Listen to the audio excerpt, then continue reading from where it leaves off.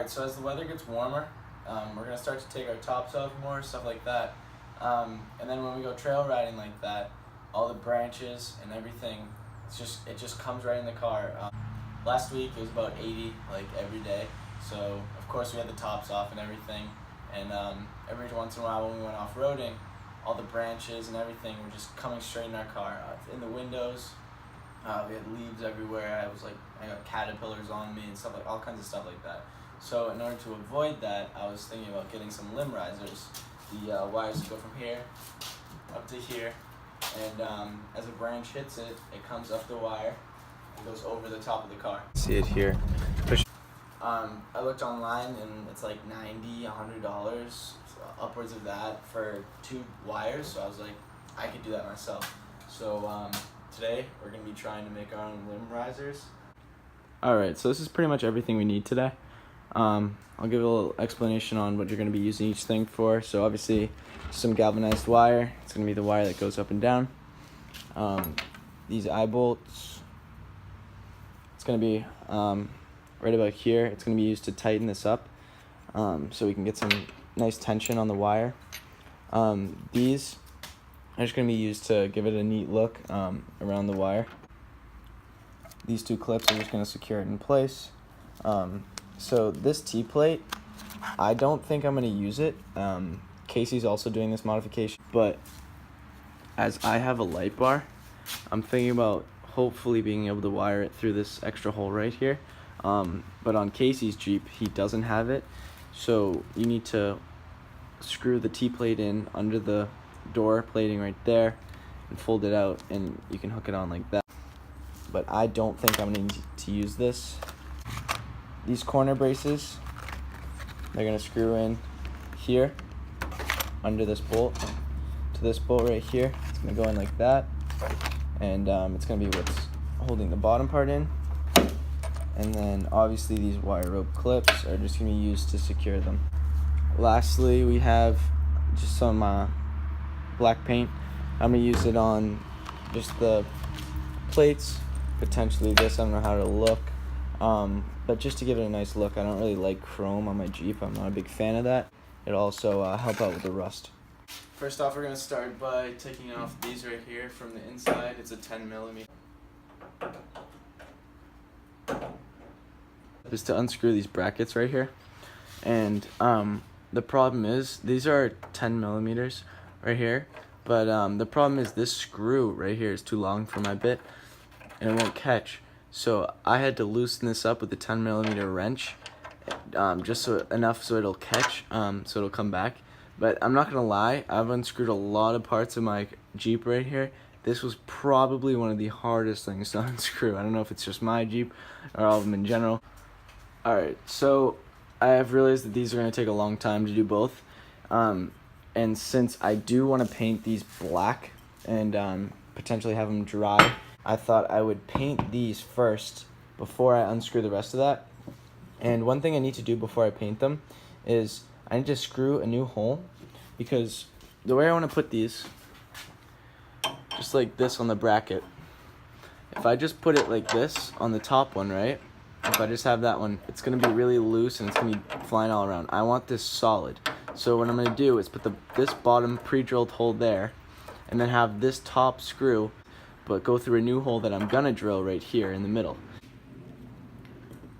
I have my hole all marked up.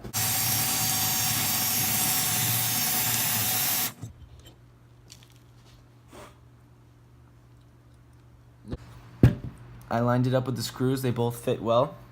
So now I'm just gonna take some of this. Give it a coat.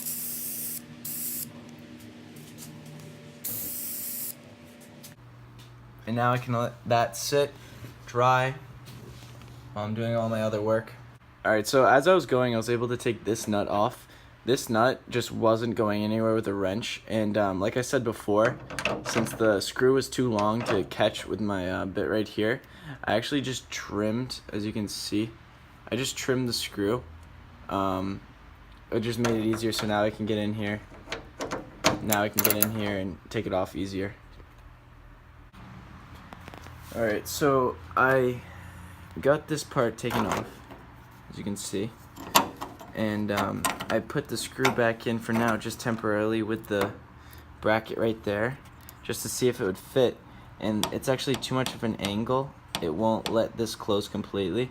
So what I'm gonna have to do is I'm gonna have to bend this up a little bit, just so that it'll be able to squeeze this under it. Alright, now it's no longer 90 degrees, but I also beat the crap out of it. So basically, I'm going to do the same thing to this one now so that they match. Alright, so this is basically what the process looks like. As you can see, my bit does not fit right there to get the nut off. So what I've been doing is coming in here and trimming these. It's hot on my arm. Ow.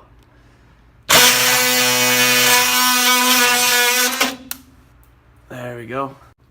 So now I'll just unscrew that one, and it'll be on both off now. This just comes off with these. So I'm gonna need 2 hands, but I'm basically just gonna put it like that, right where the holes were drilled. Put it through the holes right there, and they're sticking out. I'm gonna put the original nuts back on there, and it's gonna be nice and secure.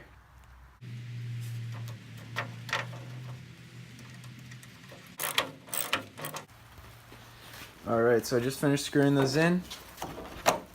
Now they close up like that. Perfect.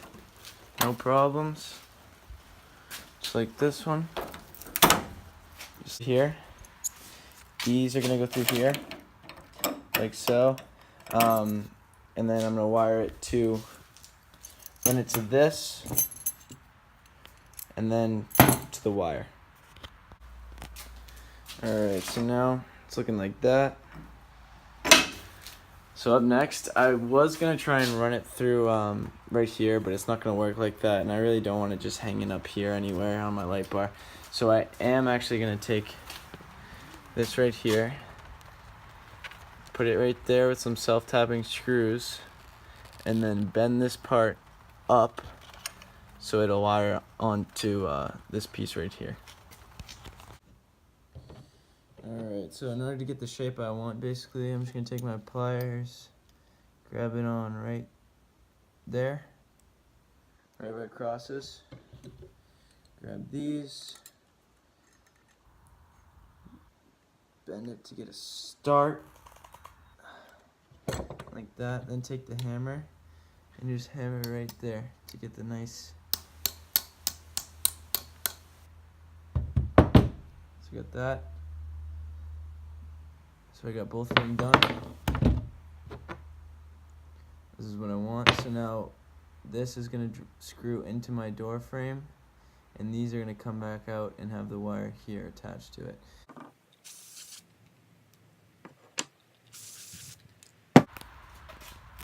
Next up, I put the piece for the wire. I put it up here in my light bar. Alright, so this is the finished product right here. Just like I had before, I used those, wrapped it around, tightened it up with that.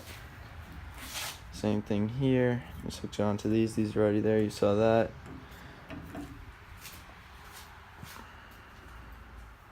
That's what it looks like from on the inside. I've been driving around now, and I was curious to see if there's going to be any rattling noises or anything from the wires hitting anywhere on my car, and there's absolutely nothing. It's all nice and tight and secure. Alright, just took it out here to a nice trail and power lines. We're going to see if we can find some branches and give you guys a first-hand look at how they perform. This is just an easy grass trail, so I haven't really been able to find many branches because there aren't many trees in the way, but here's one good example. You can see it here. Pushes it up over.